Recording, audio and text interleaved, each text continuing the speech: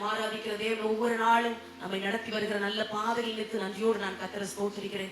சிறுமைப்பட்ட நேரங்கள், வியாதிப்பட்ட நேரங்கள், பலவீனப்பட்ட நேரங்கள் எல்லாவற்றிலும் கூட சபையாகிய நம்மை கைவிடாமல் கர்த்தர் நடத்தி வருகிறார். வார்த்தையை தருகிறார், தேற்றுகிறார், தைரியப்படுத்துகிறார், மீண்டும் ஓடுவதற்கு வேண்டிய பலனை தருகிறார். அதே பரிசுத்த ஆவியானவரை உள்ளத்தின் ஆழத்தில் உற்சாகமாய் சில வசனங்களை தியானித்து கர்த்தருடைய நாமத்தை மகிமைப்படுத்தலாம்.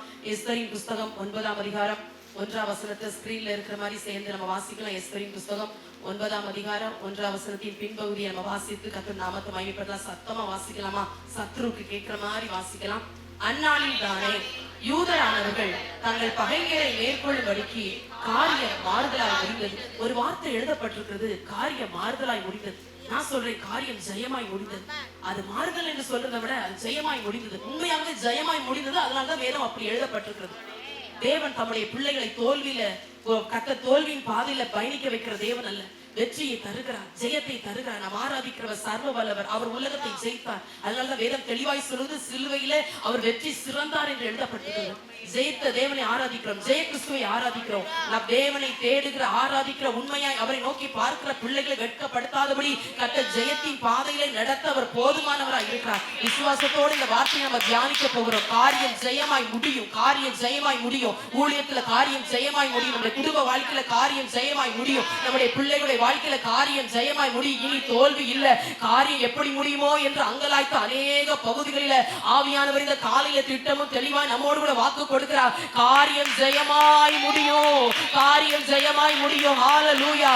நம்முடைய தேவன் நல்லவராய் இருக்கிறார். அவரை நோக்கி பார்க்கிறபடினாலே, அவருடைய சமூகத்தில் ஜெயத்திற்காய் காத்துக் கொண்டிருக்கிறபடினாலே, சத்துருக்களுடைய கண்களுக்கு முன்பதாக நம்மை மேன்மைப்படுத்தி, சத்துருக்கள் முன்பதாக ஒரு பந்தியை ஆயத்தப்படுத்தி வேதம் தெளிவாய் சொல்லுகிறதே, உன் சத்துருக்கள் உனக்கு இச்சகம் பேசி அடங்குவார்கள், நீ அவர்களுடைய மேடுகளை மிதிப்பாய் என்று சொல்லப்பட்டது போல பகைஞரின் மேல் நம்முடைய வாய் திறந்திருக்கும்படிக்கு, பகைஞரின் மேல் வாய் திறந்திருக்கும்படிக்கு காரியத்தை கர்த்தர் ஜெயமாய் முடிய செய்து அற்புதங்களினாலும் அடையாளத்தினாலும் கர்த்தர் தம்மோடு பேசின வார்த்தையை கர்த்தர் உறுதிப்படுத்த போகிறார். விசுவாசத்தோடு செய்தி கவனிக்கலாம். கர்த்தர் நம்மை ஆசீர்வதிப்பாராக. ஆண்டவர் நாம் ஆராதிக்கிற தேவன் ஜெயம் தருகிற தேவனா இருக்கிறார். தானியேலின் காரியம் ஜெயமாய் இருந்தது என்று எழுதப்பட்டிருக்கிறது. ஏன் ஜெயமாய் இருந்தது? தரியுவின் ராஜ்யபார காலத்திலும், பெர்சியாகிய கோரேசின் ராஜ்யபார காலத்திலும், நேபுகாத்நேச்சார் காலத்திலும் பல ராஜாக்கள் ஆண்டார்கள். தானியேலின் காரியம் தோல்வியா இருந்தது என்று எழுதப்படல, ஜெயமாய் இருந்தது என்று எழுதப்பட்டது. ஏன்? அவர் உண்மை உள்ளவராய் இருந்தார், இருதயத்துல தீர்மானம் உள்ளவராய் இருந்தார், ஜெபிக்கிறவராய் இருந்தார். அதனால காரியம் ஜெயமாய் இருந்தது. யாருக்கு காரியம் ஜெயமாய் முடியும்? யாருக்கு காரியம் அற்புதத்துல முடியும்? யாருக்கு காரியம் அதிசயமாய் முடியும் என்றால் அது சில நிபந்தனைகளை வேதம் நமக்கு சொல்லிக் கொடுக்கிறது. எல்லாருக்கும் காரியம் ஜெயமாய் முடிவதில்லை, எல்லாருக்கும் காரியம் எதிர்பார்த்தது போல முடிவதில்லை. ஆகவே சில காரியங்களை எஸ்தர் புஸ்தகத்திலிருந்து நம்ம கற்றுக்கொள்ள போகிறோம். தேவன் நம்மோடு பேசுவாராக. எஸ்தரின் புஸ்தகம் 2ஆம் அதிகாரம் 5ஆவது வசனத்துல மொர்தெகாயை குறித்து வேதம் அறிமுகப்படுத்துகிறது. இந்த எஸ்தர் புஸ்தகத்துல 2 கதாபாத்திரங்கள் ரொம்ப முக்கியமானவங்க, எஸ்தரும் மொர்தெகாய். இந்த காரியம் ஜெயமாய் முடிவதற்கு இவர்களுடைய பிரயாசங்கள், இவருடைய தியாகங்கள், இவருடைய முயற்சிகள், இவருடைய ஜெபங்கள் எல்லாம் காரியத்தை ஜெயமாய் கொண்டு வந்து முடித்து வைத்தது. பெரிய காரியம், சாதாரண காரியம் அல்ல. ராஜாவே சட்டம் இயற்றி முத்திரை போடப்பட்ட காரியத்தை ஜெயமாய் கர்த்தர் முடித்தார். எஸ்தர் குறித்து கூட நம்ம சிலர் கேள்விப்படுறோம், அதெல்லாம் நம்ம தியானிச்சிருக்கிறோம். ஆனா இன்னைக்கு நான் மொர்தெகாயை ஹைலைட் பண்ணி வார்த்தையை நான் முடிக்க விரும்புகிறேன். வேதம் சொல்கிறது, மொர்தெகாய் என்னும் பேருள்ள ஒரு யூதன் இருந்தான் என்று சொல்லப்படுது அந்த அரண்மனையில. முதலாவதாக ஏன் அவன் யூதன் என்று சொல்லுகிறது? இது ஒரு பாபிலோனிய தேசத்துல இருக்கிறாங்க. அதனால மொர்தெகாய் வேதம் சொல்லுகிறது யூதன் என்று அறிமுகப்படுத்துகிறது. அப்படியானால் குலத்தை ஏன் சொல்ல வேண்டும் என்று நீங்க நினைப்பீங்க. அதுக்கு சொல்றேன், பிரித்தெடுக்கப்பட்ட யூதன் என்பதை வேதம் அடையாளம் காட்டி கொடுக்கிறது. அந்நிய தேசமாகிய, அருவருக்கப்பட்ட தேசமாகிய, சகல பால் கடிப்புகளும் நிறைந்த தேசமாகிய பாபிலோன் கொடிய மகா பாவமுள்ள தேசமாய் இருந்தாலும் அதிலே ஒரு யூதன் இருந்தான், யூத குலத்தார் இருந்தார்கள் என்பதற்கு அடையாளமா யூதன் என்று சொல்லுகிறது. அதனால ஒரு இடத்துல மொர்தெகாய் எஸ்தர்ட்ட சொல்றாரு, உன் பூர்வ குலத்தை தெரிவிக்காதன்னு சொல்றாரு. ஆனா ஒரு இடத்துல எழுதப்பட்டிருக்கும், அவன் தான் யூதன் என்று அறிவித்திருந்தான் என்று எழுதப்பட்டிருக்கும். ஏன் யூதன் என்று சொல்லப்படுகிறது? அவன் பிரித்தெடுக்கப்பட்ட யூதனாய் அந்த இடத்துல வாழ்ந்து காட்டினதுனால. நாம கூட பிரித்தெடுக்கப்பட்ட யூத குலத்தை சேர்ந்தவங்க தேவனுடைய பிள்ளைகள். உலகம் நம்ம மீது ஒட்டாது, அருவருப்பு நம்ம மீது ஒட்டாது. சவுல்கிட்ட போய் தாவீது நிக்கிறாரு, கோலியாத்தை நான் போறேன், நான் வீழ்ச்சிட்டு வரேன் அப்படின்னு போய் நிக்கிறாரு. கொஞ்சம் பேசி பார்க்கிறார், நெகட்டிவாலாம் சவுல் பேசி பார்க்கிறாரு. அதுக்கெல்லாம் தாவீது இணைஞ்சு கொடுக்கல. இல்ல ஒரு விச சிங்கம் வந்தது, ஒரு விச கரடி வந்தது, நான் அதை பிடிச்சு கொன்று போட்டேன், அதுல ஒன்றை போல இந்த பெலிஸ்தீன் இருப்பான்னு சொல்லிட்டு போறாரு. அப்போ அந்த அதிகாரத்துல எழுதப்பட்டிருக்கும், சவுல் தன்னுடைய உடைகளை தாவீதுக்கு போட்டு விடுறாரு. சும்மா எப்படிப்பா யுத்தத்துக்கு போவ? ஏன்னா மேய்ப்பருக்குரிய ஆடை அணிந்தவர் தாவீது. இந்த ஆடை அணிந்து யுத்தத்துக்கு போக முடியாதுன்னு சொல்லி ஒரு ராஜாக்களுடைய போருக்கு போகிற வஸ்திரத்தை அணிந்து சவுலுக்குரிய வஸ்திரங்களை கொடுக்கிறார் தாவீதுக்கு. போட்டு பாக்குறாரு, தாவீதுக்கு செட் ஆகல. இந்த அப்பியாசம் எனக்கு இல்லைன்னு சொல்லிட்டு அவர் தன்னுடைய ஸ்டைல்லே போயிட்டாரு. சில அப்பியாசங்கள், சில உலகத்தின் வேஷங்கள் நமக்கு ஒட்டாது தேவனுடைய பிள்ளைகள், நமக்கு ஒத்து வராது. ஏன் நம்ம பிரித்தெடுக்கப்பட்ட கூட்டம். எஸ்தர் 3ஆம் அதிகாரம் 8ஆம் வசனத்துல சொல்லப்பட்டிருக்கும், ஆமான் இந்த யூத குலத்தை ராஜாட்ட போய் அறிமுகப்படுத்துறான். ஒரு விதமான ஜனங்கள் இருக்கிறாங்க, இவங்களுடைய பழக்க வழக்கங்கள் எப்படி இருக்குன்னா விகற்பமா இருக்குது, வித்தியாசமா இருக்கிறாங்க. ஐயா, இவங்க நம்மளை போல வணங்கல, நம்மளை போல உடுத்தல, நம்மளை போல வாழல, இவங்களுடைய பழக்க வழக்கங்கள் விகற்பமா இருக்குது. என்னடா இவங்க யூத குலங்கன்னு சொல்லி ஆமானே கண்டுபிடிச்சிட்டான். இப்படிதாங்க இருக்கணும் தேவனுடைய பிள்ளைங்க. நம்முடைய பழக்க வழக்கம் உலகத்துக்கு விகற்பமா தான் இருக்கணும். அதுதான் பிரித்தெடுக்கப்பட்ட கூட்டம். நம்ம யூத குலம், பிரித்தெடுக்கப்பட்ட யூத குலம். இந்த வைராக்கியம் உள்ளத்துல இருந்துகிட்டே இருக்கணும் தேவனுடைய பிள்ளைகளை. அதான் கலாத்தியர் 1:15 பவுல் எழுதுகிறார், தாயின் வயிற்றுல இருக்கும் போதே என்னை பிரித்தெடுத்து என்று எழுதுகிறார். ஆண்டவர் சிலர்லாம் வயிற்றுல இருக்கும் போதே செப்பரேட் பண்ணி கொண்டு வந்துறார் வெளியே. அங்கேயே ஒரு பிரித்தெடுப்பு உண்டாயிடுச்சு. எப்போ? கருவுல இருக்கும் போதே. ஓ, தேவ நாம மகிமைப்படுத்தப்படுவதாக. அப்படிதாங்க நம்மளை பிரிச்செடுத்தார். அதனாலதான் இங்க வந்து உட்கார்ந்து, நம்மளா இங்க வரல ஆலயத்துக்கு. யாரோ கூப்பிட்டுருக்கலாம், யாரோ சுவிசேஷம் சொல்லிருக்கலாம், அவங்களால வந்தது செகண்ட் பாயிண்ட். ஃபர்ஸ்ட் பாயிண்ட், கர்த்தருடைய கண்கள் நம்மை தேடினபடினாலே வந்தோம். அதை ஆண்டு சொல்ல, நான் உன் அருகே கடந்து போன போது உன் காலம் பருவகாலமா இருந்தபடினாலே என் வஸ்திரத்தை நான் உன் மேல போட்டேன். அதனால அழைத்து கொண்டு வந்தார். அவருடைய கண்கள் நம்மை கண்டதுனாலே.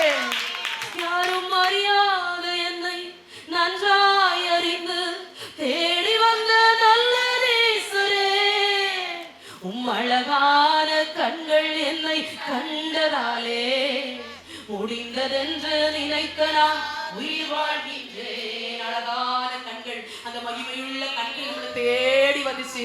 தாயின் வயிற்றுல இருக்கும் போதே, நான் இன்னொரு வார்த்தையை சொல்றேன், உலக தோற்றத்துக்கு முன்பதாகவே அப்பாவுடைய கண்கள் நம்மளை கண்டு கொண்டதுனால உலகமாகிய பாவமாகிய வனாந்திரமாகிய இந்த சமுத்திரத்துல நீங்களும் நானும் அடித்து கொண்டு போகாதபடி அப்பா நம்மளை பிரிச்சு கொண்டு வந்துட்டாரு. அப்பா நம்மளை பிரித்தெடுத்துட்டார். அருவருப்புல இருந்து கத்து நம்ம பிரித்தார். உலகத்தின் காரியத்தை நம்ம பிரித்து கொண்டு வந்தார். இனி அது ஒட்டக்கூடாது. பிரித்தெடுக்கப்பட்ட கூட்டம் தான் அங்க போகும். சபையில மட்டும் இல்ல, பிரித்தெடுக்கப்பட்ட கூட்டமா நிக்கிறவங்க மட்டும்தான் பரலோக ராஜ்யத்துக்கு போவாங்க. எல்லாருக்கும் எக்கால சத்தம் கேட்காது. ஒரு இமைப்பொழுதிலே எக்காலம் தொனிக்கும். அப்பொழுது ஒரு நிமிஷத்திலே ஒரு இமைப்பொழுதிலே நாம் எல்லாரும் அருவமாக்கப்படுவோம் என்று வேதம் எழுதப்பட்டாலும் அந்த நாம் எல்லாரும் என்கிற வார்த்தைக்கு அடியில பிரித்தெடுக்கப்பட்ட கூட்டத்துக்கு மட்டும்தான் அந்த சத்தம் கேட்கும். உலகத்துக்கு ஒத்து போறவங்களுக்கு அந்த சத்தம் கேட்காது. அப்படி அன்பின் ஆழத்தை, அப்படியே மகிமையான வசனத்தை ருசிக்கவும் ரசிக்கவும் அப்பா நமக்கு கற்று தந்திருக்கும் போது, இந்த அன்பிலேயே இன்னும் ஊறி போய் திளைக்க முடியாம இருக்கும்னா உலகத்தின் வேஷங்கள் நம்மளை விட்டு கடந்து போவதாக, உலகத்தின் அருவருப்புகள் நம்மை விட்டு சந்ததிகளை விட்டு கடந்து போவதாக தேவனுடைய பிள்ளைகள். உலகம் ஒட்டக்கூடாது. தண்ணி எங்க ஒட்டிருமோன்னு தான் நாணல் பெட்டிகளை மோசை வச்சு அம்மா விட்டுட்டாங்க. தண்ணி அந்த எகிப்துல ஓடுற அந்த நைல் நதியோட அந்த தண்ணியை கூட பிள்ளை மேல படக்கூடாதுங்கிறதுக்காக ஒரு நாணல் பெட்டி. ரீபாலாவோ ஷாபானகதுராவா. உலகத்தின் வேஷங்கள் நம்மள தொடாமல் இருப்பதாக. சாதாரணமான ஒரு வார்த்தை இல்லை தேவனுடைய பிள்ளை. உங்களுக்கு பிடிச்சிருக்கலாம், பிடிக்காம இருக்கலாம், ஆனா எல்லாரும் அங்க போய் அப்பாவுடைய முகத்தை தரிசிக்க முடியாது. அதனாலதான் அவர் சொல்றாரு, நான் யூதன், நான் பிரித்தெடுக்கப்பட்டவன் அப்படின்னு சொல்லி அது ஸ்ட்ராங்கா நிக்கிறாரு. நாங்க உங்களை மாதிரி பாபிலோனியர்கள் அல்ல. முருதகாயிட முற்பிதாக்களே போயிருந்திருப்பாங்க, சிறையாய் கொண்டு போகப்பட்டாங்க. அங்கு பிறந்ததுதான் இந்த முருதகாயி, எஸ்தர்லாம் அங்கு பிறந்தது. இவங்க முன்னோர்களே சிறையாய் ராஜாக்கள் மூலமாய் கொண்டு போகப்பட்டாங்க எருசலேம்ல இருந்து. ஆனாலும் பாருங்க, அந்நிய தேசத்துல இருந்தாலும் அருவருப்புக்குள்ள இருந்தாலும் அவங்க தைரியமா சொல்ற, நான் ஒரு யூதன் என்று. அதான் வேதத்துல ஏசாயால ஒரு வசனம் உண்டு, கர்த்தருக்கு பிரியமானவன் அவருக்கு சித்தமானதை பாபிலோனிலும் செய்வான், பாபிலோனிலும் செய்வான், பாபிலோனிலும் செய்வான். உலகத்துக்குள்ள இருந்தாலும் செய்வான், அருவருப்பான ஜனங்களோடு மாத்தியில வாழ்ந்தாலும் செய்வான். நோவா தன் காலத்துல வாழ்ந்தவர்களுக்குள்ளே உத்தமனோ சன்மார்க்கனுமா இருந்தான் என்று வேதம் சொல்லப்பட்டிருக்கிறது தேவனுடைய பிள்ளைகளே. தன் காலத்திலே வாழ்ந்தவர்களுக்குள்ளே, அதுதான் பாபிலோனிய சமுதாயத்தில் வாழ்ந்துகிறது போல நம்மளும் வாழ்ந்து கொண்டு இருக்கிறோம். அதான் நம்ம பிரித்தெடுக்கப்பட்ட கூட்டம். யாராவது உங்களை பார்த்து கேட்டா இப்படி செய்ய மாட்டீங்களா? நாங்க செய்ய மாட்டோம், நாங்க தேவனுடைய பிள்ளை. எங்க வேதம் எங்களுக்கு என்ன சொல்லி கொடுக்கிறதோ அதை மாத்திரம் தான் செய்வதற்கு தேவன் எங்களை அனுமதித்திருக்கிறார். சொல்லணும், தைரியமா சொல்லணும். அதனாலதான் அவர் சொல்றாரு, ஏதோ நான் பெரிய குலம் தெரியுமா அப்படிங்கிறதுக்கா யூதன் சொல்லல. அவன் யூதன் என்று அறிவித்திருந்தான். உங்களை மாதிரி எங்களால வாழ முடியாது, உங்களை மாதிரி அந்நிய தெய்வங்களை சேவிக்க முடியாது என்பதை ஆணித்தரமாய் பிரித்தெடுக்கப்பட்ட யூதனாய் அவர் அங்கு அடையாளம் காட்டி கொடுக்கிறார். நம்முடைய வேதமும் சொல்லுது, நாம் தெரிந்து கொள்ளப்பட்ட சந்ததியாயும் ராஜரி ஆசாரிய கூட்டமாகவும் பரிசுத்த ஜாதியாகவும் அந்த காலத்திலிருந்து ஆச்சரியமான ஒளிக்கு வரவழைத்தவரா இருக்கிற தேவனுடைய சமூகத்துல வந்து நம்ம நின்று கொண்டு இருக்கிறோம். அவர் நம்மை தெரிந்து கொண்டார். அந்த விசுவாசம், அந்த நம்பிக்கை, அந்த வைராக்கியம் வாழ்நாளெல்லாம் இருக்கணும். கர்த்தர் என்னை பிரிச்சுட்டார், கர்த்தர் என்னை பிரித்தெடுத்தார், கர்த்தர் என்னை பிரித்தெடுத்தார், மறுபடியும் உலகத்துக்குள்ள போக மாட்டேன். அதை ஏன் ஞாபகம் எடுத்தோம்? அடையாளப்படுத்தணும். அதை கர்த்தர் என்னை பிரிச்செடுத்தாருங்கிறதுக்காக ஒரு அடையாளம். அதாவது உடன்படிக்கை பண்ணுகிறோம். ஞாபகம் எடுக்க தாமதமாகிற பிள்ளைங்க சீக்கிரமா இந்த உடன்படிக்கைக்குள்ள வாங்க. கர்த்தர் உங்களை ஆசீர்வதிப்பார். 2வது வேதம் சொல்லுகிறது, எஸ்தரின் புஸ்தகம் 2ஆம் அதிகாரம் 21ஆம் வசனத்துல பார்க்கும்போது, இந்த மொர்தெகாய் முதல்ல சொன்னேன் பிரித்தெடுக்கப்பட்டவர் இந்த மொர்தெகாய். 2வது காவலாளியான மொர்தெகாய். இந்த மொர்தெகாயுடைய வேலை என்னன்னா, அரண்மனை வாசல்ல காவல் காப்பதுதான் இந்த மொர்தெகாயுடைய வேலை. அப்படி காவல் காத்து கொண்டிருக்கும் போது அங்கு இருந்த பிக்தான் தேரேஸ் என்ற 2 பேர் இருக்கிறாங்க. இந்த 2 பேரும் என்ன நினைக்கிறாங்கன்னா, ராஜாவின் மேல் கைபோட நினைக்கிறாங்க, ராஜாவை கொல்ல நினைக்கிறாங்க 2 பேரும். இதை அறிந்து அவர்கள் வர்மம் வைத்ததை இந்த மொர்தெகாய் அறிந்து எஸ்தர் மூலமா இந்த செய்தியை ராஜாட்ட போய் சொல்றார். சொல்லும் போது இது மெய் என்று கண்டு இந்த காரியத்திலிருந்து ராஜா காப்பாற்றப்பட்டதை வாசிக்க முடிகிறது. ஒரு காவலாளியாய் அரண்மனை வாசல்ல உட்கார்ந்து கொண்டிருந்தாலும் எவ்வளவு உண்மை உத்தமமாய் இந்த பொறுப்பை அந்த வேலையை செஞ்சிருக்கிறார் பாருங்க தேவனுடைய பிள்ளைகளை. நீங்களும் நானும் நம்முடைய சபைக்கும் நம்முடைய குடும்பத்துக்கும் நம்ம சந்ததிகளுக்கும் ஆவிக்குரிய காவலாளிகள். ஜெபத்தால் குடும்பத்தை காக்கணும், பொருத்தனையால் நம்முடைய குடும்பத்தை காக்கணும், வைராக்கியத்தினாலும் அபிஷேகத்தினாலும் கிருபையினாலும் நம்முடைய குடும்பங்களை சத்துடைய கையிலிருந்து தப்பு வைக்கணும். அதுக்கு தான் கர்த்தர் நம்மளை தெரிந்து கொண்டிருக்கிறார். வாசல்ல தான் உட்கார்ந்து இருக்கிறாரு. பாபிலோன் ராஜா என்ன இவன் செத்தா என்ன உயிரோட இருந்தான், அவன் மேல யாரு கை போடட்டும் நினைக்கல மொர்தெகாய். வர்மம் வைத்ததை அந்த வார்த்தை என்ன ரொம்ப யோசிக்க வச்சுச்சு. வர்மம் வந்து வெளியே தெரியாது, அது உள்ளுக்குள்ளதான் இருக்கும். இவன் ஒண்ணு வெளியே பப்ளிக்கா ஒன்னும் பிக்தானும் தேரேசும் பேசிச்சாலே இல்ல, வர்மம் வச்சிருக்கிறத கண்டுபிடிச்சிட்டாரு. ஆவியில தேவனோடு நடக்கிற பிள்ளைகள் குடும்பங்களுக்கு விரோதமாக வைக்கப்பட்ட கண்ணிகளை வர்மங்களை ஆவியில இனங்கண்டு கொண்டு ஜெயிப்பார்கள். அப்படிப்பட்ட நல்ல கிருபைகளை கர்த்தர் தருவாராக. அந்த மொர்தெகாய் என்கிற யூதன் பிரித்தெடுக்கப்பட்ட யூதனாக இருந்ததுனால அரண்மனை வாசல்ல உட்கார்ந்தாலும் ராஜாவை அவருடைய கண்கள் நோக்கி பார்த்து கொண்டிருந்தபடினால இந்த வர்மத்தை கண்டுபிடித்து ராஜாவுக்கு சொல்லி விடுறாரு. தேவனுடைய பிள்ளைகளை நம்முடைய பிள்ளைகளுக்கு விரோதமாய் நம்முடைய குடும்பங்களுக்கு விரோதமாய் வைக்கப்பட்ட சில வர்மங்கள் இயேசுவின் நாமத்தில் அழிக்கப்படுவதாக, கண்ணிகள் அழிக்கப்படுவதாக. சத்துடைய வர்மங்கள் நம்மளை ஒன்று செய்ய போறதே இல்லை. நமக்கே தெரியாம இருக்கலாம். மறைவிடத்துல சதி செய்து, மறைவிடத்துல ஆலோசனை பண்ணி, மறைவிடத்துல நம்மளை குறிச்சு பேசி, மறைவிடத்துல சில எழுத்துக்களை எழுதின எழுத்துக்களின் மேல கர்த்தர் ரத்தம் விழுகிறது. ஆண்டவருடைய ரத்தத்தினாலும் சாட்சியின் வசனத்தினால் நம்ம ஜெயிக்கிறோம். ரத்தத்தினால் வசனத்தால் நமக்கு ஜெயம், ரத்தத்தினால் வசனத்தால் நமக்கு ஜெயம், ரத்தத்தினால் வசனத்தால் நமக்கு ஜெயம். இயேசுவின் நாமத்துல ஊழியத்துல ஜெயத்தை பார்க்க போகிறோம், குடும்பங்கள ஜெயத்தை பார்க்க போகிறோம். இந்த ஜெயம் சாதாரணமானதல்ல, இரத்தத்தினால் வசனத்தால் வந்த நித்திய ஜெயம். அது ரீபாலாபு ஷபரக தூரமான அரியாகரவர வர்ம வச்சத 10 பேர் வந்து மொர்தெகாய்ட்ட சொல்லல.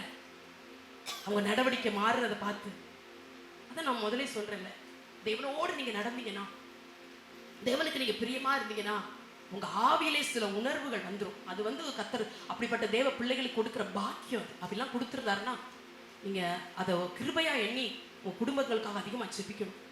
ஆவியே சிலர் கலங்கும், சிலர் கலங்கு போற மாதிரி குடும்பத்தை சூழ் நடக்கும், ஆவியில சமாதானம் இருக்கும். அப்போ நமக்கு தெரியுது ஒண்ணுமே நடக்காது. சிலர் ஆவி கலங்கும் போது ஏதோ நடக்க போறது மாதிரி ஆவியை நமக்கு உணர்த்துவார். அப்போ நம்ம அதிகமா ஜெபிக்கணும், அதிகமா தேவ சமூகத்துல காத்திருக்கணும். அப்படிதான் அந்த மொர்தெகாய் இந்த வர்மத்தை கண்டுபிடிச்சிட்டார். கீழுள்ள வசனத்தை 23ஆம் வசனத்துல வாசிக்கிறோம். இந்த வர்மத்தை ராஜாவுடைய காதுகளுக்கு போகுது. அது மெய்யென்று விசாரிக்கப்பட்டு இந்த பிக்தானும் தேரேசும் மரத்திலே தூக்கி போடப்பட்டார்கள். இது 4ஆம் புஸ்தகத்துல எழுதப்பட்டிருக்கிறது சொல்லப்பட்டிருக்கு. அப்ப உண்மையாதான் இருந்திருக்கு. ஏதோ மொர்தெகாய் கற்பனை பண்ணி பேசல இந்த வர்மத்தை. அதை ராஜாட்ட சொல்ற, அது மெய்யென்று காணப்பட்ட போது அவர்கள் மரத்திலே, அந்த வர்மத்தை செய்த மனிதர்கள் மரத்திலே தூக்கி போடப்பட்டார்கள். தேவ சமூகத்தில் நின்று கொண்டு சாட்சியாய் தைரியமா இந்த வார்த்தை சொல்றேன். கர்த்தர் நம்மேல் வைத்த இரக்கத்தினாலே, கர்த்தர் நம்மேல் வைத்த அன்பினாலே நமக்கு விரோதமாய் சத்ரு வர்மம் வைத்த போது எத்தனையோ வர்மங்கள் சிலுவை மரத்துல தூக்கி போடப்பட்டபடினாலே எத்தனை பேர் ஆவி கலிகுடுதுன்னு எனக்கு தெரியல. சிலுவை மரத்துல நம்முடைய வியாதிகள், நம்முடைய நிந்தைகள், நம்முடைய அவமானங்கள், நம்முடைய மரண கண்ணிகள் தூக்கி போடப்பட்டபடினாலே இன்றைக்கு ஜீவனோ ஜீவனோடு வாழ்ந்து கொண்டிருக்கிறோம் தேவனுடைய பிள்ளைகளே. சிலுவை மரம், சிலுவை மரம், அந்த கொல்கத்தாவில் ஏற்றப்பட்ட அந்த சிலுவை மரம் நம்முடைய வர்மங்களை மூடி போட்டது. அந்த வர்மம்லாம், சத்துரு வைத்த வர்மம்லாம் ஜெயிச்சிருந்துச்சுன்னா, சத்துரு வைத்த வர்மம் எல்லாம் நமக்கு விரோதமா வந்திருந்துச்சுன்னா, ஒருத்தர் கூட நம்ம ஜீவனோடு இருந்திருக்க முடியாது தேவனுடைய பிள்ளைகளே. காத்து தப்ப பண்ணினாரு. பறந்து காக்கிற பட்சிகளை போல நான் உங்க மேல நோக்கமா இருப்பேன், அழகா சொல்வார் பாருங்க. ஒரு நாள் ஒரு வீடியோ ஒண்ணு பார்த்தேன். ஒரு மரம் எரிந்து கொண்டு இருக்கிற, தீப்பிடிச்சு. இந்த மரத்துல ஒரு பறவை இருக்குது. ஆனா மரம் ரொம்ப எரியுது. எல்லாரும் கல்ல கொண்டு எரியுறாங்க அந்த பறவை மேல. எப்படியே பறந்து போட்டும் பாவம், அதுவும் சேர்ந்து எரிய போகுது. அது போகவே இல்லை. அந்த பறவை மரம் எரிஞ்சு அப்படி சாம்பலான போது அந்த பறவை அப்படி தூக்கி உதறாங்க. உள்ள இருந்து ஒரு 4-5 குஞ்சுகள் வெளியே வருது. ஆச்சரியம். தான் செத்தா கூட பரவாயில்லன்னு சொல்லி அந்த சிறகுகளுக்கு அடியில அந்த குஞ்சுகளை அழகா பாதுகாத்து தான் செத்து போச்சுங்க. அது உயிரோட இருக்குது அந்த குஞ்சுகள்.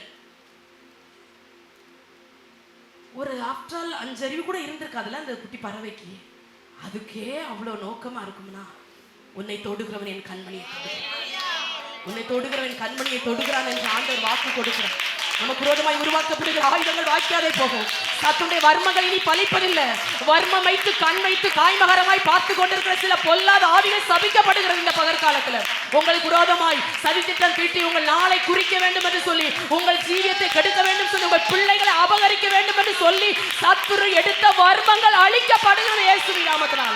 ஈபாலாக தூரமானால் ஷபாலாக தூரம். இதுக்காக ரொம்ப ஜெபம் பண்ணணும். வர்மங்கள் பலிக்க கூடாது.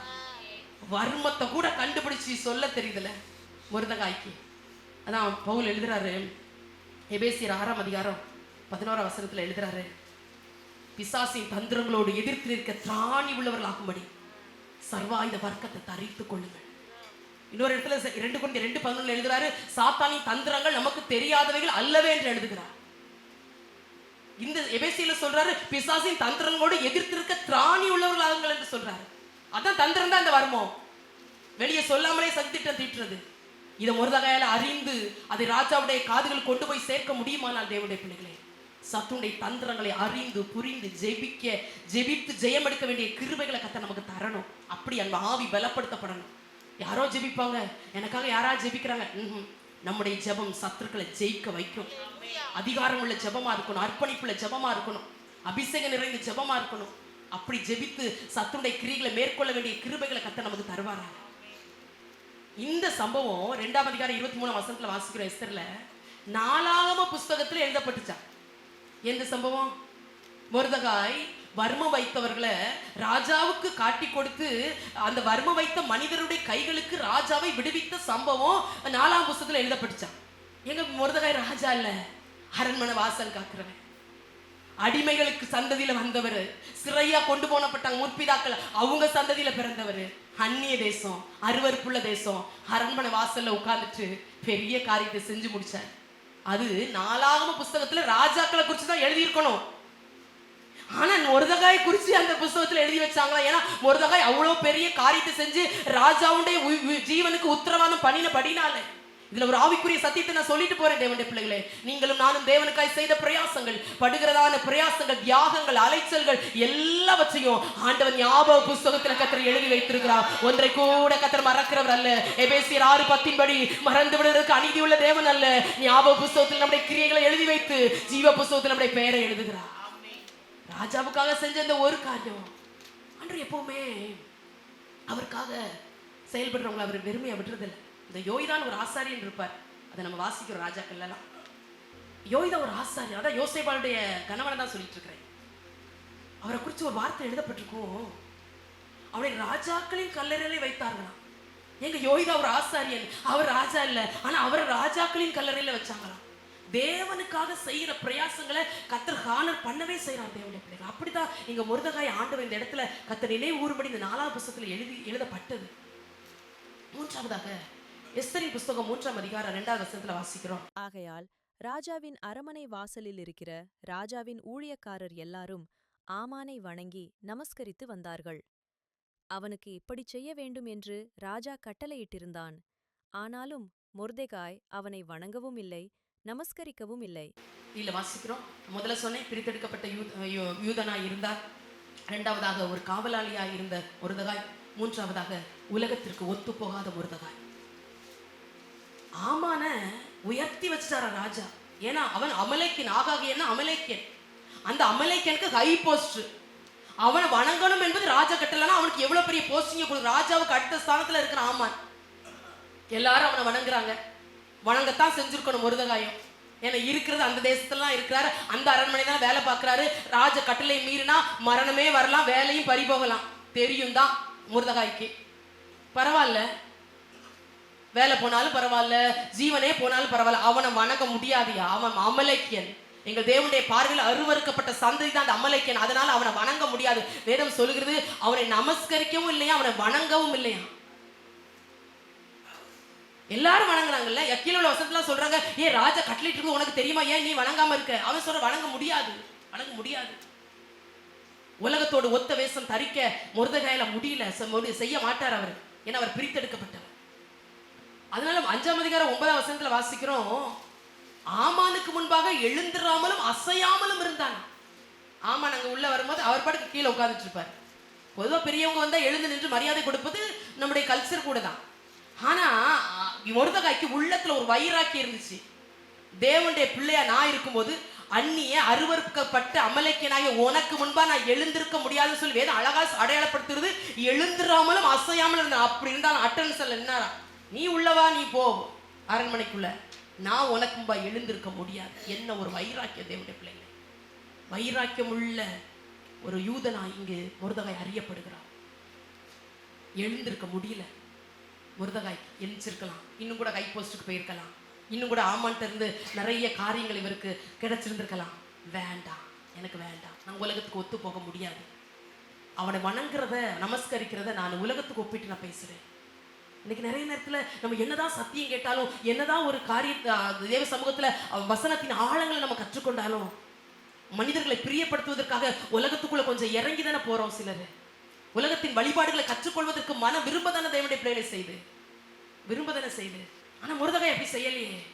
அந்நிய தேசத்துல இருந்தாலும், அடிமையான தேசத்துல இருந்தா கூட ராஜா கட்டளை மீறன்னு தெரியும் மொர்தெகாய்க்கு. ஆனாலும் பரவாயில்ல, நான் எழும்ப கூட மாட்டேயா, அவன் பாட்டுக்கு வர்றான். தேவனுடைய பிள்ளைகளை நம்முடைய அர்ப்பணிப்புகளும் நம்முடைய பிரதிஷ்டைகளும் உலகத்துக்கு சிலரும் நம்ம விற்று போடுறோம்ல. இந்த உடன்படிக்கைகள் மறக்கப்பட்டு போதில்ல, ஞாசனத்துல பண்ற உடன்படிக்கையெல்லாம் மறந்துடுறோம்ல. கர்த்தர் ஞாபகப்படுத்துவாராக சில உடன்படிக்கைகளை, சில பொருத்தனைகளை. உடன்படிக்கையிலையும் பொருத்தனையிலையும் தவறிட்டோம், மறந்துட்டோம்னா விளைவு பயங்கரமா இருக்கும்.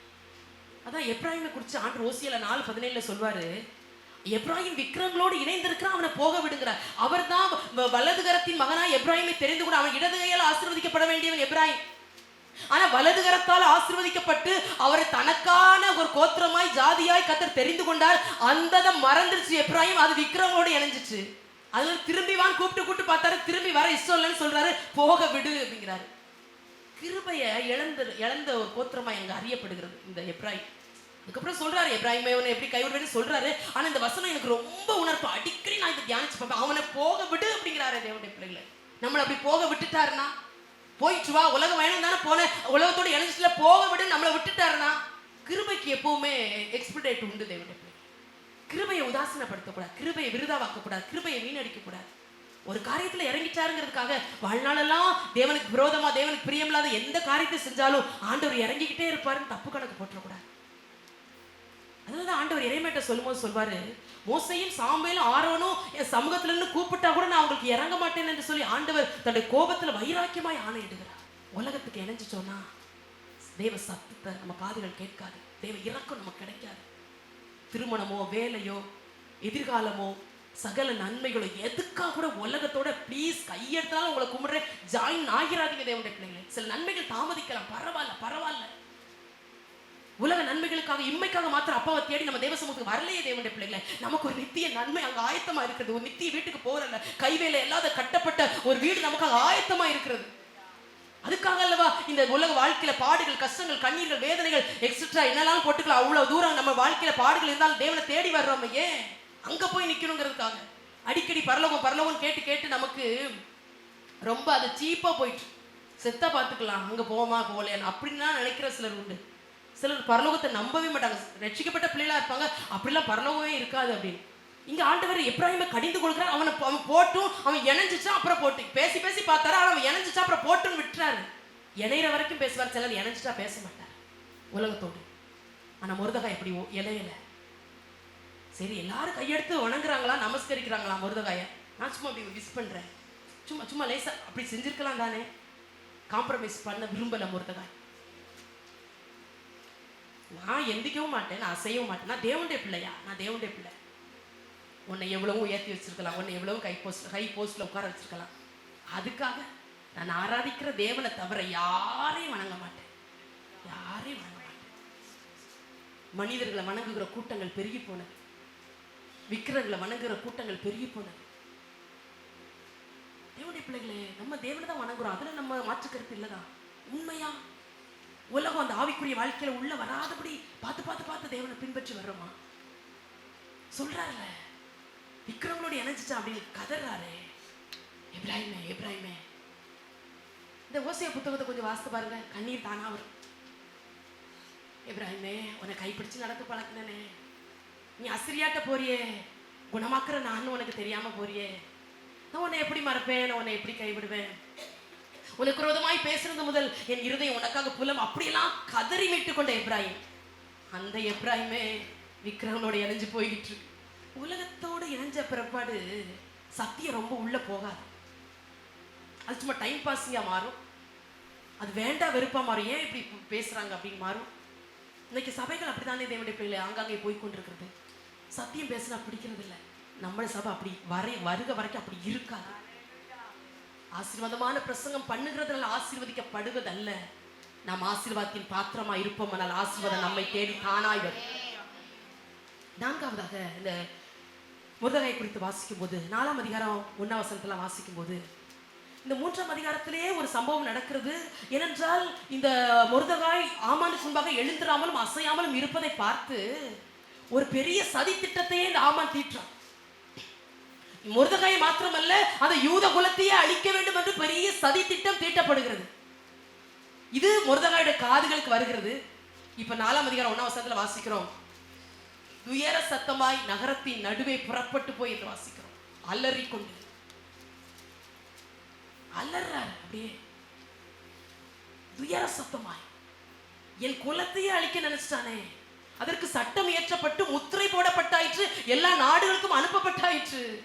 இது என் காதுகளுக்கு வரும்போது நான் எப்படி அழாமல் இருக்க முடியும் என்று அரண்மனை வாசல்ல உட்கார்ந்து ஒரு பொறுப்பான வேலை செய்து கொண்டிருந்தவர் ரட்டுடுத்தி கொண்டு அரண்மனைக்குள்ளே போக முடியாது. ரட்டு என்றால் துக்கமா இருக்கும் போது உடுத்துகிற ஒரு வஸ்திரம், அந்த வஸ்திரத்தை உடுத்தி கொண்டு அரண்மனை வாசலில் முகப்பு மட்டும் வந்து அலறுகிறார்.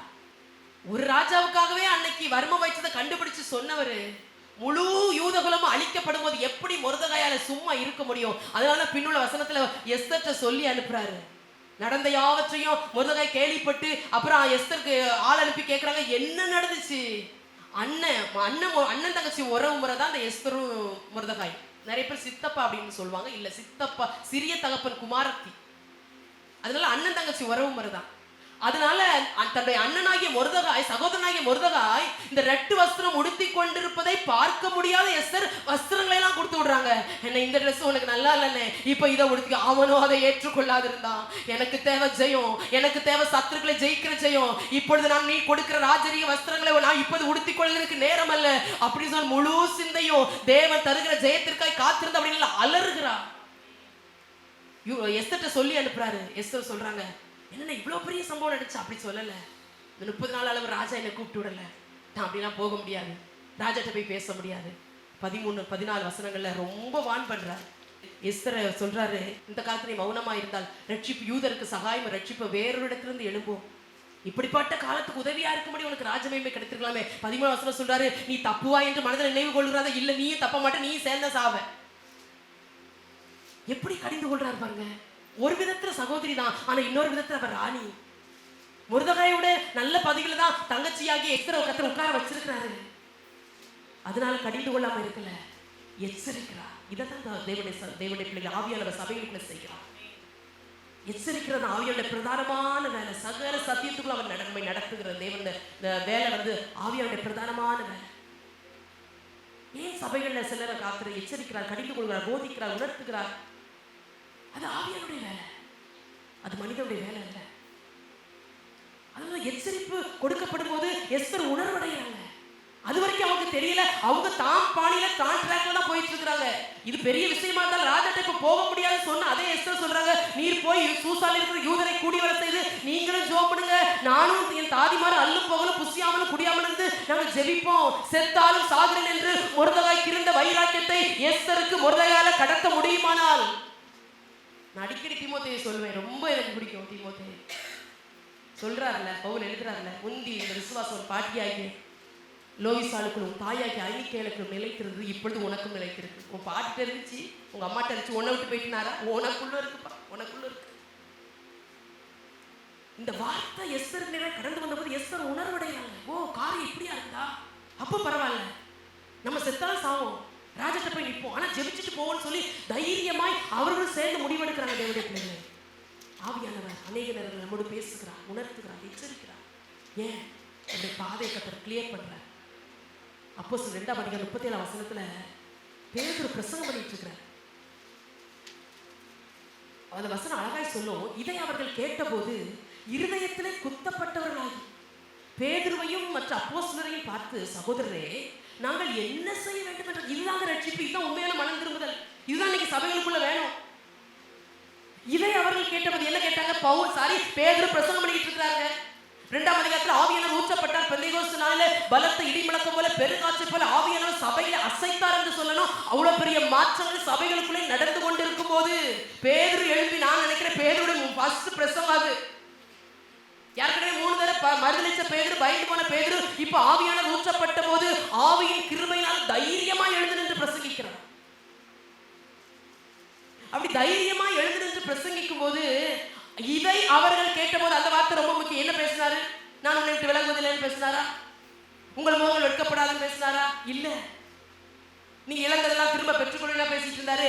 என்ன பேசினார்? சிலுவையில் அறையப்பட்ட நசரேயனாகிய இயேசுவை குறித்து அடையாளத்தோடு அதிகாரத்தோடு பேசிக் கொண்டிருக்கும் போது இருதயத்துல குத்தல் உண்டாகி உணர்வடைஞ்சாங்களாம். கேட்டாங்களாம், நாங்க என்ன செய்யணும்னு சொல்லுங்க, பாவம் உங்களுக்கு தெரியல தேவனுடைய பிள்ளைகளே, உங்களுக்கு தெரியல. புறஜாதிகள் பார்த்தீங்களா, சத்தியத்தை அவங்க கேட்டல. அவங்களும் கேட்கிற முதல் பிரசங்கமே அதுதான். முதல் பிரசங்கத்திலேயே வேதம் சொல்லுகிறது, நாங்கள் என்ன செய்ய வேண்டும். நம்ம 1000 பிரசங்கம் கேட்டா கூட நம்ம சொல்லலையே, நம்ம என்ன செய்யணும் அப்பாட்ட கேட்கலையே, என்ன குறித்த சித்தம் என்னன்னு கேட்கலையே, நம்முடைய பிள்ளைகளை குறித்த சித்தம் என்னன்னு கேட்கலையே. தேவனுடைய பிள்ளைகளே, உணர்வடைவதாக இருதயங்கள், கடினமான இருதயங்கள் சதையான இருதயமாய் மாறுவதாக, நவமான இருதயத்தை கத்தரிந்த காலங்களில் கொடுப்பாராக. ரகசிய பாவங்களோ அந்தரங்க பாவங்களோ தேவனுக்கு பிரியமில்லாத துணிகரமான பாவங்களோ யாருக்கும் தெரிந்தோ தெரியாமலும் உங்களுடைய வாழ்க்கையோடு ஒட்டி கொண்டிருக்குமானால் ஆவியானவர் இந்த காலங்களில் உங்களை பார்த்து எச்சரிக்கிறார். அடிக்கடி கடிந்து கொள்ளப்பட்டும் தன் பிடரியை கடினப்படுத்துகிற சகாயமின்றி சடுகளை நாசம் அடைவார் என்று நீதிமன்றம் எழுதப்பட்டது போல கத்தரிந்த வார்த்தை உங்களுக்கு நேராய் சொல்லுகிறார். நான் நினைச்சிட்டு வரல, எழுதிட்டு வரல இந்த வார்த்தையை. இருதயத்துல குத்தம் உண்டாகி நாங்க என்ன செய்யலையா பாம்போல கேட்கிறாங்க. சில சின்ன பிள்ளைங்க, அறியாத பிள்ளைங்க என்ன செய்யணும் அப்படின்னு கேட்கலாம், அது மாதிரி கேட்கிறாங்க. இந்த ஆவியின் ஒருமன பாட்டுக்கு கத்த சபைகளை கொண்டு வருவாரா? நான் முதலே சொன்னேன், ஆவியானுடைய வேலை எச்சரிக்கிறது, உணர்த்துறது. அந்த வேலை ஆவியான சபைகளுக்குள்ளே செய்து கொண்டே இருக்கிறார். சங்கீதம் 19:17 தாவீது சொல்றாரு, அன்றியும் அவைகளால் ஒரு அடியேன் எச்சரிக்கப்படுகிறேன், அவைகளை கை கொள்கிறதுனால் மிகுந்த பலன் உண்டு. அன்றியும் அவைகளால், எவைகளால்? வசனத்தால். முந்தின வசனத்தால் சொல்றாரு, தேனிலும் தெளிதேனும் தேன் கொண்டு ஒழுகும் தெளிதேனும் உங்களுடைய வசனம் மதுரமுள்ளதா இருக்குது சொன்ன அதே தாவீது சொல்றாரு, அவைகளால் உமது அடியேன் எச்சரிக்கப்படுகிற. இந்த வசனம் அநேக முறை நம்ம எச்சரித்துக் கொண்டே இருக்கிறது. எப்போதுமே தேற்றும், எப்போதுமே தைரியப்படுத்தும், எப்போதுமே நமக்கு ஆறுதல் அளிக்கணும்னு நினைக்கிறது. அது செய்யுது, அந்த வேலையை பிரதானமாய் வசனம் செய்து கொண்டே இருக்கிறது. இல்லைன்னா நீங்கள் நானும் இன்னைக்கு ஜீவனோடு இருந்திருக்க முடியாது, உண்மை. ஆனா எத்தனை முறை கர்த்தருடைய வசனம் நம்ம எச்சரித்தது, கர்த்தருடைய வசனம் நம்மை உணர்வடை செய்து நம்முடைய கண்களை தெளிவாக்குச்சு. பேதுரு எழுதுறாருல, பிரகாசம் உள்ள மனக்கண்களை கர்த்தர் தருவாராக என்று சொல்றாரு. அது மாதிரி நம்முடைய கண்களை பிரகாசிக்கணும் வசனத்தால. ஒவ்வொரு நாள் கேட்கணும்ப்பா, என்னை உணர்த்துங்கப்பா. அதான் தாவீது கேட்கிறாரு, வேதனை உண்டாக்கும் வழிகள் உண்டோ என்று பார்த்து நித்திய வழியில நடத்தும், எனக்கு உணர்வை தாரும் அப்படிதான் கேட்கிறார் தாவீது. நம்ம சுகத்தை தாரும் ஆண்டவரே, பலத்தை தாரும் ஆண்டவரே, ஆயுஷ்கால கூட்டி தாருன்னு கேட்டோம், உணர்வை தாரும். ஒரு நாள் கூட இது உணர்வுள்ள இருதயம் தான், சென்சிட்டிவ் ஹார்ட்னு சொல்லுவேன். இது ரொம்ப தேவனுடைய பிள்ளைகளுக்கு தேவன் கொடுக்குற பாக்கியம். தேவனுடைய பிள்ளைகள் ஒரு சின்ன காரியத்தை தவறுனாலும் அப்பா அழகா அதை உணர்த்துவார். அழகாக அதை சுற்றி நம்மளே மறந்துருப்போம், நம்மளே மறந்து ஜெபத்தில் ஏதாவது ஒரு நினைச்சு ஜெபிச்சுட்டு இருப்போம். அப்படியே ஆவியான சிலர் படத்தை காண்பிச்ச மாதிரிலாம் காண்பித்து உணர்த்துவார். உணர்த்தணும், ஆண்டவர் எச்சரிக்கணும், நம்மோட பேசணும். முருதகாய் எஸ்தரை எச்சரிச்சதுனாலதான் நீ தப்புவா என்று மனதில் நினைவு கொள்ளாதுன்னு சொல்லும் போது எஸ்தருக்கு உணர்வு வருது. உங்க பிள்ளைகளை பார்த்து சொல்லணும், ஒரு அழிவு ஒன்று இருக்கிறது, நீ தப்புவாய் நினைக்காத. அம்மா தேடுறதுனால, அப்பா தேடுறதுனால நீ தப்புவாய் நினைவு கொள்ளாதேன்னு சொல்லி உங்க பிள்ளைகளுக்கு சொல்லி கொடுங்க. தேவனுடைய பிள்ளைகளே, நரகத்தையும் பரலோகத்தையும் வேறுபடுத்தி காட்டி கொடுங்க. வேதத்தின் ரகசியங்களை பிள்ளைகள் அறிந்து கொள்வார்களாக. அதுக்கு மேல பிள்ளைங்க கேட்கல, துணிகரமா போதுன்னா பலிபடத்துல ஒப்பு கொடுத்ததுக்கு அடையாளமாய் பிள்ளைகளை பலிபடத்துல ஒப்பு கொடுத்துருங்க. கத்தர் பார்த்து கொள்ளட்டும். கடின இருதயங்களை கத்தர் மாற்றுவாராங்க. எச்சரிப்போடு கூடிய ஜெபம் அங்க நடக்கும். அந்த 4ஆம் அதிகாரம் முடியும் போது அவங்க ஜெபிக்கிறாங்க. எச்சரிக்கை மட்டும் சொல்லிட்டு விடல. எஸ்தர் இவ்வளவு அழகா சொல்றாங்க. முருதகாய் கூட ஜோம்னு சொல்லி கொடுக்கல. ஆனா எஸ்தர் சொல்றாங்க, அண்ணனும் தங்கச்சி எப்படி இருந்துட்டு பாருங்க. எஸ்தர் சொல்றாங்க, நீரும் ஜோம்னும் நானும் ஜோம்புறேன். பிரேயர் பிரிங்ஸ் விக்டரின்னு சொல்லுவாங்க. ஜெபம் ஜெயத்தை தரும். இந்த வாழ்க்கையில கற்றுக்கொள்ளணும். தேவனுடைய பிள்ளைகள், ஜெபித்து ஜெபித்து ஜெபித்து ஜெபித்து சில சூழ்நிலையிலிருந்து நீங்க வெளியே வரணும். சில தடைகள் உடைக்கப்படணும். ஜெபித்து சுகம் வாங்குங்க, ஜெபித்து விடுதலை பெற்றுக்கொள்ளுங்க, ஜெபிக்கிறதுனால மேன்மைப்படுத்தப்படுங்க. அந்த அந்த ஆவியின் ஆழங்களுக்குள்ள நீங்க வாங்க. அதாவது ஒரு சங்கீதத்துல ஒரு இடத்துல சொல்வார், 119 நினைக்கிறேன், உமக்கு பயப்படும் பயத்தால் என் உடம்பு சிலிர்க்கிறது என்று எழுதுகிறார். தாவீதோட உடம்பு புல்லரிக்குதான் பயப்படுற பயத்தால். சிலரை பாருங்க, வசனங்கள் பிரசங்கிக்கப்பட்டு கொண்டிருக்கும் போதே கண்களிலிருந்து கண்ணீர்லாம் வரும். உணர்த்துகிற ஆவியானவர், எச்சரிக்கிற ஆவியானவர், நம்மோடு கூட பேசுகிற ஆவியானவர் தேவனுடைய பிள்ளைகள். ஒவ்வொரு வாரம் ஆராதனைக்கு வரும்போது என்ன பேசும், தைரியப்படுத்தும், தீர்க்கதரிசன வார்த்தைக்கு வரணும் ஜெபிச்சுட்டு வர்றதவரை நான் சொல்றேன், கட்டிந்து கொண்டு நான் வார்த்தை வரட்டு ஆண்டவரே, என் இருதயமாக்கிய வஸ்திரத்தை நான் என் இருதயம் கிழிக்கப்படணும் ஆண்டவரே, அப்படிப்பட்ட வார்த்தைகள் வரணும் ஆண்டவரே சொல்லிட்டு வரணும் தேவனுடைய பிள்ளைகளே. நம்ம பிள்ளைகளை ஸ்கூல்ல சேர்க்கும் போது கூட ஸ்கூல் ஸ்ட்ரிக்டா இருந்தா தானே போய் சேர்க்கிறோம். லிபரலா விடுற ஸ்கூல்ல போய் சேர்க்கிறோமா? இல்லையே. நல்லா ஸ்ட்ரிக்டா இருக்கிற அந்த ஸ்கூலு நல்லா சொல்லி கொடுப்பாங்க அப்படின்னு தானே சேர்க்கிறோம். அதுக்கெல்லாம் ஒரு டிசிப்ளினை எதிர்பார்க்கிறோமே, அதுக்கெல்லாம் ஒரு ஆர்டரை நம்ம எதிர்பார்க்கிறோமே. நம்முடைய ஆவிக்குரிய வாழ்க்கையின் தரம் எப்படி இருக்குது? எப்படி இருக்குதுமா? எப்படி இருக்குது? எப்படி இருக்குது? கொஞ்சம் யோசித்து பாருங்க, கொஞ்சம் யோசித்து பாருங்க. ஆவியானவர் எச்சரிக்கிறதுக்கெல்லாம் நம்ம விட்டு கொடுக்குறோமா? உணர்த்தினார் முருதகாய் எஸ்தரை. அந்த 2 வார்த்தை எஸ்தருடைய இருதயத்தை ரொம்ப யோசிக்க வச்சுச்சு. ஓ, இந்த ராஜ பதவி இந்த கத்தர் தந்தது. ஆமாண்ணே, நான் தப்ப முடியாது, நான் தப்ப முடியாது. நான் நினைச்சிட்டேன், நானும் ஒரு அரண்மனை இருக்க தப்பிடுவேன் நான் நினைச்சிட்டேன். அதனாலதான் அவங்க உணர்வடைந்து ஜெபிக்க ஆரம்பிக்கிறாங்க, செயல்பட ஆரம்பிச்சாங்க. அவர் சொன்னார், இந்த காலத்துல நீ மௌனமா இருந்தா, மௌனமா இருக்காதே, நீ மௌனமா இருக்காதே, இது சிந்திக்கும் காலம், செயல்படும் நேரம், நீ மௌனமாய் இருக்காதே. சிந்திக்கிற காலமாய் மாறட்டும், செயல்படுகிற காலமாய் மாறட்டும். இந்த ஆவிக்குரிய வாழ்க்கை யோசித்து பார்க்கப்படட்டும். இந்த ஜெப வாழ்க்கை எப்படி போய்கொண்டிருக்கிறது? தேவனோடு இருக்கிற உறவு எப்படி போய்கொண்டிருக்கு? ஒவ்வொரு வாரமும் சத்தியத்தை கேட்கிறோம், டைரியில எழுதுறோம், யோசிக்கிறோம், தியானிக்கிறோம், எல்லாம் செய்யறோம். இருதயமாகிய டைரியில எத்தனை பேருக்கு ஆண்டுடைய வார்த்தைகள் எழுதப்பட்டதுன்னு தெரியல. தேவனுடைய பிள்ளைகளை நம்ம எப்படி இருக்கிறோம்? தேவனுடைய பிள்ளைகளை வசனங்களை, வசனத்தின் ஆழங்களை இருதயத்தின் ஆழத்தில் எழுதி வைக்கிறோமா? டெய்லி வசனங்களை அறிக்கையிடுறவங்க எத்தனை பேர்? நேரம் ஆகிட்டே போது, 2 பாயிண்ட் சொல்லி முடிக்க போறேன். டைரி வசனத்தை அறிக்கையிடுங்க, வசனத்தில் நெல்லுங்க, வசனத்தை சார்ந்து கொள்ளுங்க, வசனத்தை பிடிச்சுக்கோங்க. காரியம் ஜெயமா முடியும், காரியம் ஜெயமா முடியும். சொல்லிக்கிட்டே இருங்க, என் வாழ்க்கையில, என் பிள்ளைகள் வாழ்க்கையில, என்னுடைய எதிர்காலத்துல என் காரியம் ஜெயமா முடியும். நான் என் தோல்வியை பார்க்க மாட்டேன். வசனத்தை பிடிச்சு நிற்கிறதுனால நான் ஜெயிப்பேன், நான் ஜெயிப்பேன், நான் ஜெயிப்பேன். ஜெய கிறிஸ்துவை ஆராதிக்கிறதுனால ஜெயிப்பேன். சொல்லுங்க. நான் 5ஆவதா சொல்றேன். எஸ்தரின் புஸ்தகம் 6ஆம் அதிகாரம் 2ஆம் வசனம் 3ஆம் வசனத்துல வாசிக்கிறோம். 2ஆம் அதிகாரத்துல நான் சொன்னேன்ல, வருமம் வச்சதை ராஜா காதுகள் கொண்டு போனாருன்னு. இப்போ 6ஆம் அதிகாரத்துல வரும்போது அது நினைவு கூறப்படுகிறது. இதுக்கடையில சரித்திரத்தின்படி சொல்றாங்க 5 வருஷம் ஆயிருக்கும் அப்படின்னு. 5 வருஷம் கழிச்சு முருதகாய்க்கு ஒன்றும் செய்யல. அன்னைக்கு ராஜாவுக்கு இவ்வளோ பெரிய உபகாரத்தை செஞ்சது ராஜாவுடைய காதுகளுக்கு வரும்போது முருதகாய்க்கு ஒன்றும் செய்யவில்லை என்பது 5 வருடங்கள் கழித்து ராஜா சமூகத்தில் நினைவு கூறப்படுகிறது. ராஜாவுக்கு ஒரு நாள் தூக்கம் வரலையே. தூக்கம் வராதனால அவன் சொல்றான், 4ஆம் புத்தகத்தை எடுத்து வாசிங்க. வாசிக்கும் போது இந்த காரியம் வாசிக்கப்பட்டது. வாசிக்கும் போது கேட்கிறாங்க, முருதகாய்க்கு ஏதாவது செய்யப்பட்டதான்னு அவங்க சொல்றாங்க, ஒன்றும் செய்யப்படலை. கனப்படுத்தப்பட்ட முருதகாய் இந்த இடத்துல அறிமுகப்படுத்தப்படுகிறார். அதனால ஆமானை கூப்பிட்டு கேட்கிறாரு, ராஜா கனம் பண்ண விரும்புகிற மனுஷனுக்கு என்ன செய்ய வேண்டும்?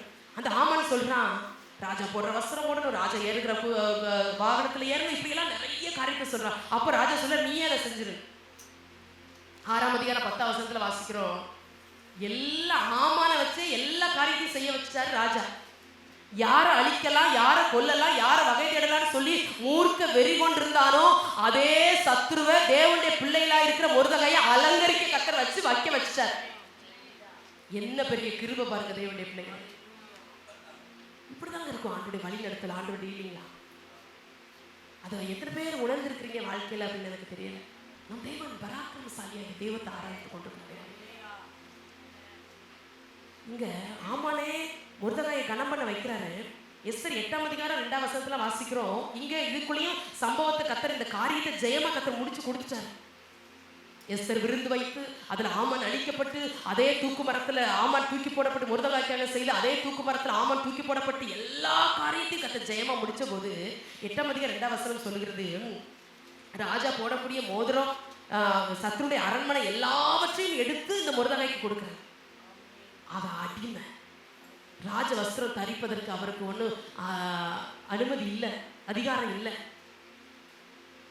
ஆனா அடிமைகளாய் கொண்டு போகப்பட்ட அந்நிய தேசத்துல தேவனுக்காக உண்மையா வாழ்ந்ததுனால ராஜா போடுற வஸ்திரம் 8ஆம் அதிகாரம் 15ஆம் வசனத்துல தெளிவா எழுதப்பட்டிருக்கு பாருங்க. 8ஆம் அதிகாரம் 15ஆம் வசனத்துல 2ஆம் அதிகாரத்துல 2 வஸ்திரம் உடுத்தினவர் மொர்தெகாய் இளநீலமும் வெள்ளையுமான ராஜவஸ்திரம் அறிந்து கொண்டு பெரிய பொன்முடியும் பட்டும் இரத்தாம்பரம் அணிந்தவனாய் ராஜாவிடத்திலிருந்து புறப்பட்டான். சூசான் நகரம் ஆர்ப்பரித்து மகிழ்ந்திருந்தது. ரீபா வாஷதா ரகதனா அரியாத்தனா.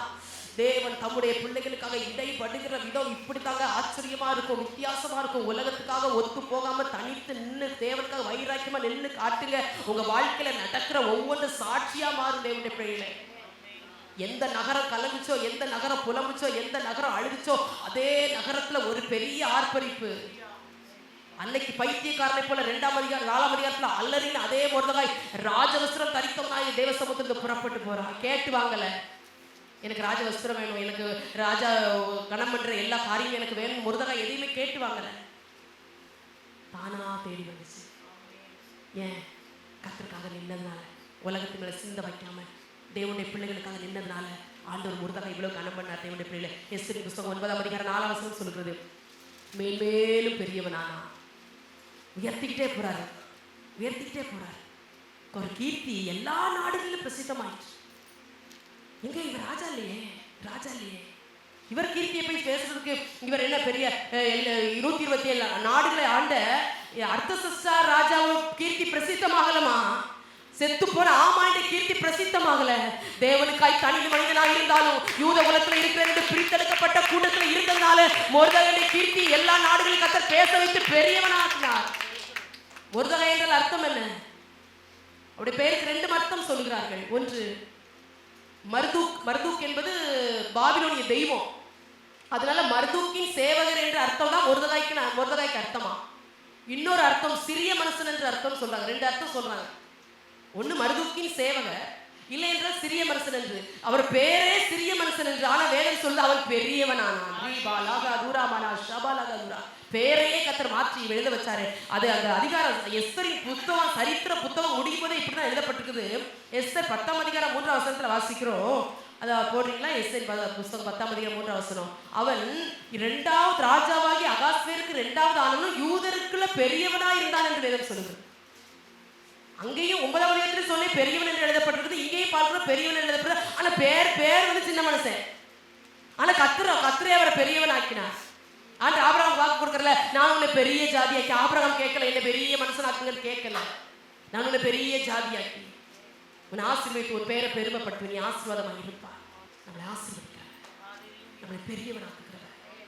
நம்முடைய காரியம் என்னை பெரியவனாக்கும் என்று தாவீது சொல்றாரு.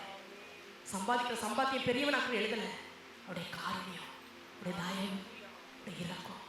நிந்திக்கப்பட்டுட்டோன்னு நினைக்கிறீங்களா? கண்ணீர் படிச்சிட்டோம், இவங்களுக்கு முன்னால் அழுதுட்டோமே, இவங்களுக்கு முன்னால் தலை குடிச்சிட்டோமே நினைக்கிறீங்களா? தேவனுடைய பிள்ளைகளே, அவருடைய காரியம் உங்கள் குடும்பங்களுக்கு நேராக, உங்கள் பிள்ளைகளுக்கு நேராக, உங்கள் சந்ததிக்கு நேராக கடந்து வருகிறது. எழுதி வச்சுக்கோங்க. அவருடைய காரியம் உங்களை பெரியவர்களாக மாற்றும். சில நாள் காத்திருப்பதற்கு கர்த்தர் உங்களை டைம் தந்திருக்கலாம். அதில் கர்த்தருடைய கரத்தில் நீங்கள் அடங்கி இருப்பீர்களா? நிச்சயமாய் காரியம் மாறுதலாக முடியும். எஸ்தரின் புத்தகம் 8ஆம் அதிகாரம் 16ஆம் வசனத்தில் வாசிக்கிறோம். யூதருக்கு வெளிச்சமும் மகிழ்ச்சியும் களிப்பும் கனமும் உண்டாயிற்று. எங்க ஒரு மனுஷன் இந்த ஒரு மனுஷன் எடுத்த இவ்வளவு பெரிய முயற்சி, இந்த ஒரு மனுஷன் செய்த இவ்வளவு பெரிய தியாகம், இந்த ஒரு மனுஷன் பட்ட பிரயாசத்துல முழு யூத குலத்துக்கே வெளிச்சம், மகிழ்ச்சி, களிப்பு, கனம் எல்லாம் உண்டாயிடுச்சு. நம்ம செய்யற தியாகங்களை எப்படி மறப்பாரு? நம்முடைய குடும்பங்களுக்காக திறப்புல இருந்ததை எப்படி மறப்பாரு? தேவனுடைய பிள்ளைகளை, நம்முடைய பிள்ளைகளுக்காக வடித்த கண்ணீர்களை எப்படி மறப்பாரு? இல்லையே. நம்ம ஒரு தடவை மாதிரி நிக்கணும். அதான் விஷயம். பிரித்தெடுக்கப்பட்ட யூதனாய், எச்சரிக்கிற யூதனாய் நிக்கணும். பவுல் எழுதுவாரு எபிரேயர்ல, பாவத்திற்கு விரோதமா இன்னும் நீங்க ரத்தம் சிந்துகிற அளவுக்கு போராடவில்லை என்று எழுதுகிறார். பாவத்துக்கெல்லாம் அப்படி நிக்கணும் போராடி. பசுத்த சந்ததிகளை பெற்றெடுக்கும்படி தான் கர்த்தர் நம்மளை தெரிந்து கொள்ள. சங்கீதத்தில் தாவீது ஒரு இடத்துல எழுதுவார், இன்னான் அதிலே பிறந்தான் என்று தொகையிடுவார்கள் என்று. எனக்கு அந்த வசனம் இப்படி தெரியல, ரொம்ப பிடிக்கும். இன்னான் அதிலே பிறந்தான். ஆண்டவரே, எங்க சந்ததி பேரை எழுதுங்க ஆண்டவரே, எங்க சபையின் பேரை எழுதுங்க ஆண்டவரே. எத்தனையோ நேரத்தில் அந்த வசனத்துல கை வச்சு நான் ஜெபித்த நாட்கள் உண்டு.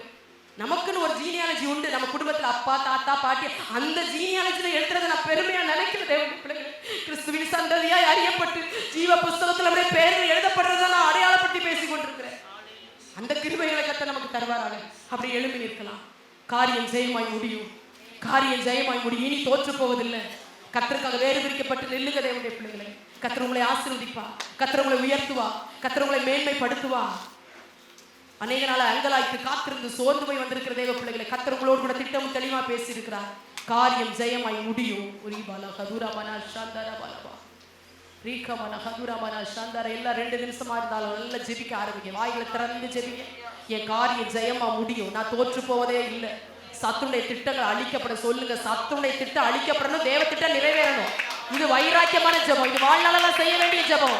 சத்துருடைய திட்டம் அழிக்கப்படணும் ஆண்டவரே, தேவ திட்டம் நிறைவேறணும் சொல்லுங்க.